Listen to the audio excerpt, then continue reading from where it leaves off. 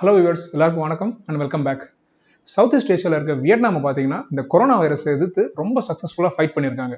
அவங்க என்ன பண்ணியிருக்காங்கன்ற இந்த வீடியோ நம்ம பார்க்க போகிறோம்.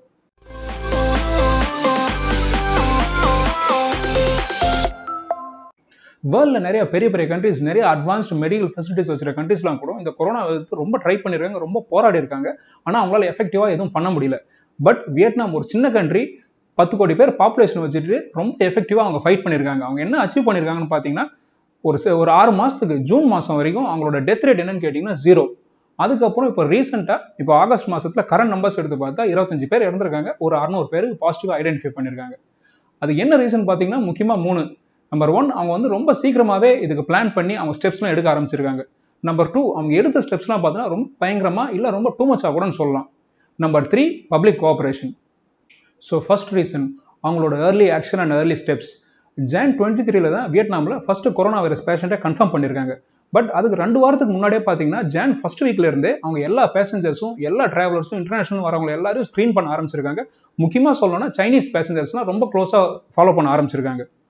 இதுக்கப்புறம் பார்த்தீங்கன்னா ஃபர்ஸ்ட் பேஷண்ட் கன்ஃபார்ம் ஆன அப்புறம் பிப்ரவரி ஃபர்ஸ்ட் வீக்ல சைனாலேருந்து எல்லா ஃப்ளைட்ஸும் ஸ்டாப் பண்ணிட்டாங்க. அதே மாதிரி வியட்நாமுக்கு பார்த்தீங்கன்னா சைனா கூட ஒரு 1400 கிலோமீட்டர்ஸ்க்கு இன்டர்நேஷனல் பார்டர் இருக்குது. அந்த பார்டரை மொத்தமாக க்ளோஸ் பண்ணிட்டு எந்த வெஹிக்கிள்ஸும் இந்த சைடு அந்த சைடு போகக்கூடாதுன்னு சொல்லிட்டாங்க. ஒரு உதாரணத்துக்கு சொல்லணும்னா WHO, அதாவது வேர்ல்டு ஹெல்த் ஆர்கனைசேஷன், ஜனவரி 12 தான் வந்து சைனாவில் அதாவது சில பேர் ஒரு வைரஸ்னால இறந்துட்டாங்கன்னு பட்டும் படாமல் சொல்லியிருக்காங்க. ஆனால் வியட்நாமை பார்த்தீங்கன்னா WHO சொல்றதுக்கு முன்னாடிலேருந்தே அவங்களோட ஆக்ஷன் பிளான ஆரம்பிச்சிட்டாங்க. ரீசன் நம்பர் 2, அவங்க எடுத்த ரொம்ப ஸ்ட்ரிக்டான ஸ்டெப்ஸ். வியட்நாமோட நார்தன் டிஸ்ட்ரிக்ஸில் தான் ஃபர்ஸ்ட் கொரோனா வைரஸ் கேசஸ்லாம் ரிப்போர்ட் ஆக ஆரம்பிக்குது. கேசஸ்லாம் சிங்கிள் டிஜிட்ல இருக்கும்போதே ஒரு மொத்த டிஸ்ட்ரிக்டே அவங்க லாக்டவுன் பண்ணி எல்லாரையும் ஐசோலேட் பண்ணி செக் பண்ண ஆரம்பிக்கிறாங்க. அதுக்கப்புறம் பார்த்தீங்கன்னா அவங்களுக்கு ஹாஸ்பிட்டல்லாம் இடம் இருக்காதுன்னு எதிர்பார்த்து ஸ்கூல்ஸ், காலேஜஸ் எல்லாத்தையும் பிப்ரவரி மந்த் ஃபுல்லாக ஷட் டவுன் பண்ணிட்டு அதெல்லாம் குவாரண்டைன் சென்டராக மாற்றுறாங்க. இது பார்த்தாதுன்னு அவங்களோட ஆர்மி கேம்ப்ஸ்லாம் கூட குவாரண்டைன் சென்டர்ஸாக கன்வெர்ட் பண்ணுறாங்க. இன்னொரு விஷயம் என்னன்னு கேட்டிங்கன்னா அவங்களோட கான்டாக்ட் ட்ரேசிங் மெத்தட். அவங்க 4 லெவல்ஸ் வரைக்கும் போய் கான்டாக்ட்லாம் ட்ரேஸ் பண்ணியிருக்காங்க. அதாவது இப்போ ஒரு பேஷண்ட்டுக்கு வந்து கோவிட் இருந்து அவர் போய் ஒரு செகண்ட் பர்சன் கிட்ட பேசியிருக்காரு, அந்த செகண்ட் பர்சன் ஒரு 3வது ஆள்கிட்ட பேசியிருக்காரு, அந்த 3வது ஆள் ஒரு 4வது ஆள்கிட்ட பேசியிருக்காருன்னா இவங்க 4 பேருமே கூட்டிட்டு வந்து குவாரண்டைன் பண்ணி ஐசோலேட் பண்ணி 4 பேருமே டெஸ்ட் பண்ணியிருக்காங்க. ஸோ அவங்க வந்து டெஸ்டிங் கூட பார்த்தா ரொம்ப ஸ்மார்ட்டாக பண்ணியிருக்காங்க. அதாவது இது வரைக்கும் ஒரு ஜூன் மாதம் வரைக்கும் ஒரு 3 to 4 lakh தான் டெஸ்டிங் பண்ணியிருப்பாங்க. ஆனால் அந்த 4 lakh டெஸ்டிங்கை வந்து கண்ட்ரி ஃபுல்லாக பண்ணாமல் எங்கே ஹாட்ஸ்பாட்ஸ் இருக்கோ, யாருக்கு வந்து பரவும்னு அவங்க எதிர்பார்க்குறாங்களோ அந்த ஏரியாவில் மட்டும் தான் டெஸ்ட் பண்ணியிருக்காங்க. ஸோ அவங்களோட number of samples tested per positive case பார்த்தா, அதாவது ஒரு பாசிட்டிவ் கேஸ் எடுக்கிறதுக்கு 800 சாம்பிள் டெஸ்ட் பண்ணியிருக்காங்க. செகண்ட் ஹையஸ்ட் யாருன்னு பார்த்தா தைவான், ஒரு பாசிட்டிவ் கேஸுக்கு 140 சாம்பிள்ஸ் டெஸ்ட் பண்ணியிருக்காங்க. ஒரு கம்பேரிசனுக்கு தமிழ்நாடு சொல்லணும்னா ஒரு பாசிட்டிவ் கேஸுக்கு 10 சாம்பிள் டெஸ்ட் பண்ணியிருக்காங்க.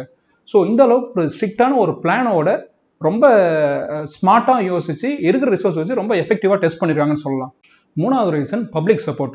கவர்மெண்ட் என்னதான் ஸ்டெப்ஸ் எடுத்தாலும், என்னதான் ஆக்ஷன் எடுத்தாலும், பப்ளிக்கோட கோஆபரேஷன் இல்லாமல் கவர்மெண்ட் எடுக்கிற மொத்த எஃபர்ட்டும் வேஸ்ட் தாங்க. இப்போ நீங்கள் நிறையா கண்ட்ரீஸில் பார்த்துருப்பீங்க, நிறையா டெவலப்ட் கண்ட்ரீஸ்லேயே பார்த்துருப்பீங்க, கவர்மெண்ட்டை எதிர்த்து அந்த மக்கள் போராடுறது, அதுக்கப்புறம் லாக்டவுன்லாம் வேணாம், இதெல்லாம் ரிலாக்ஸ் பண்ணுங்கன்னு சொல்லி கவர்மெண்ட்டை எதிர்த்து போராடுறதுலாம் நிறையா நீங்கள் பார்த்துருப்பீங்க. ஆனால் வியட்நாமில் பார்த்தீங்கன்னா அந்த கவர்மெண்ட் என்ன கைட்லைன்ஸ் கொடுத்தாலும் அந்த நாட்டு மக்கள் வந்து அதை ஃபாலோ பண்ணியிருக்காங்க. சோஷியல் டிஸ்டன்சிங்காக இருக்கட்டும், இல்லைனா மாஸ்க் போடுறதா இருக்கட்டும், இல்லைனா லாக்டவுனாக இருக்கட்டும், அவங்க கவர்மெண்ட் சொல்கிறத அவங்க ஸ்ட்ரிக்டாக ஃபாலோ பண்ணியிருக்காங்க. ரீசன் என்னன்னு கேட்டிங்கன்னா 2003 சார்ஸ் வரும்போது வியட்நாம் வந்து ஆல்ரெடி ரொம்ப அஃபெக்ட் ஆகிருக்காங்க. அது மட்டும் இல்லாமல் சைனாலேருந்து இதுக்கு முன்னாடியும் அவங்க இது மாதிரி நோய் தொற்று வந்த கேசஸ்லாம் நிறையா இருக்குது. அதனால இந்த வாட்டி கவர்மெண்ட் சொல்லும் போதே அதை மைண்டில் வச்சுட்டு அவங்க கவர்மெண்ட் சொல்கிறத மதிச்சிருக்காங்க.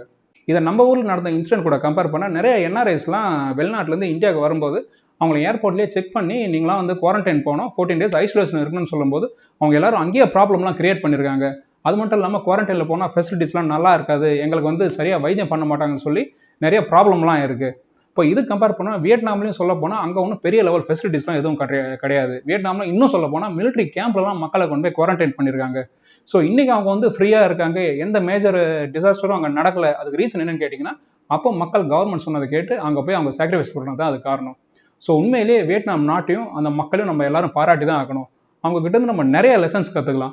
அதில் முக்கியமான லெசன் என்னன்னு கேட்டிங்கன்னா ஒரு ப்ராப்ளமை எப்படி ஃபேஸ் பண்ணுறதுன்ட்டு. இப்போ ஒரு ப்ராப்ளம் வரதை நம்ம யாராலும் தடுக்க முடியாது. ஆனால் ஒரு ப்ராப்ளம்னு ஒன்று வரப்போகுதுன்னு தெரிஞ்சால் அதுக்கு நம்ம ரெடியாக இருந்தோம்னா அந்த ப்ராப்ளத்துலேருந்து ரொம்ப மினிமம் டேமேஜோட வெளியே வரலாம். இதை தான் இந்த வியட்நாம் நாட்டு மக்கள் நமக்கு ப்ரூவ் பண்ணியிருக்காங்க. ஸோ இந்த வீடியோ உங்கள் எல்லாருக்கும் பிடிச்சிருக்குன்னு நினைக்கிறேன். இதே மாதிரி ஒரு வீடியோவோட அடுத்த வாட்டி சந்திப்போம். தேங்க்ஸ் ஃபார் வாட்சிங்.